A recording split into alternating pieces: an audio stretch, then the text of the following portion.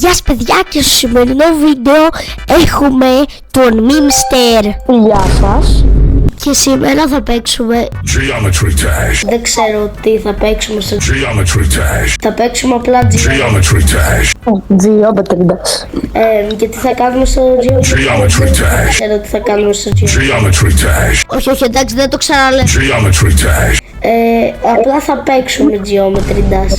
Και βασικά σκέφτηκα ένα challenge. Θα ανοίξει πρώτο σκηνή ο Mimster και θα προσπαθήσουμε ποιος θα περάσει πρώτος το Dash. Γιατί δεν το έχεις περάσει, δεν το έχεις εσύ. Εγώ το έχω περάσει, οπότε θέλω σε δω αν μπορείς να το περάσεις. Για να δούμε. Μπορεί να το περάσει το Dash. Ωραία. Κολλάει λίγο, αλλά οκ, μπορούμε να δούμε. Οκ, καλά το πας. Θα σου δώσω. Geometry Dash. Βασικά δεν θα σου δώσω προσπάθειες. Θα δούμε λίγο μέχρι να το περάσει. Έστω να το φτάσεις. Θέλω να το φτάσεις έστω στο θερί τσουγάν εκεί πέρα. Geometry Dash. Μην το πας έτσι, ρε μπρο, μην το βάζεις.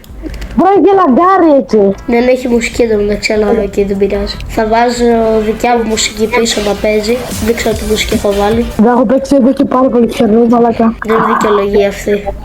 Κυριολεκτικά. Δεν με νοιάζει, έχεις περάσει 12 τύπων και δεν μπορείς να περάσεις αυτό. Εγώ που δεν έχω περάσει κανένα τρόπο. Σου δίνω άλλες 3 προσπάθειες. Οκ. Εντάξει, τουλάχιστον. Έλα, καλά το πας, καλά. Όχι. Γάμο. Περίμενα ένα λεπτάκι. Sorry. Γάμο. Ωραία, Τι να πω. τελευταία προσπάθεια.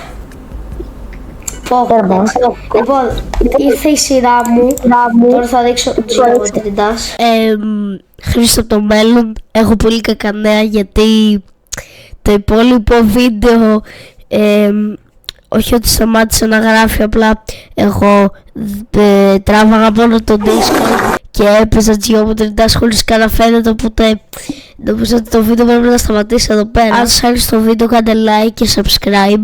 Για το επόμενο βίντεο θα είναι ολοκληρωμένο χωρίς λάθη, οπότε κάντε subscribe τώρα.